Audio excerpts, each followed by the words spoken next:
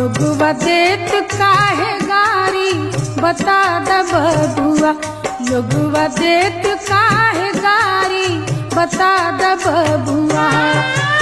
राम जी से पूछे जनकपुर के नारी बता द बबुआ, लोगवा देत काहे गारी बता द बबुआ, लोगवा देत काहे गारी बता द बबुआ।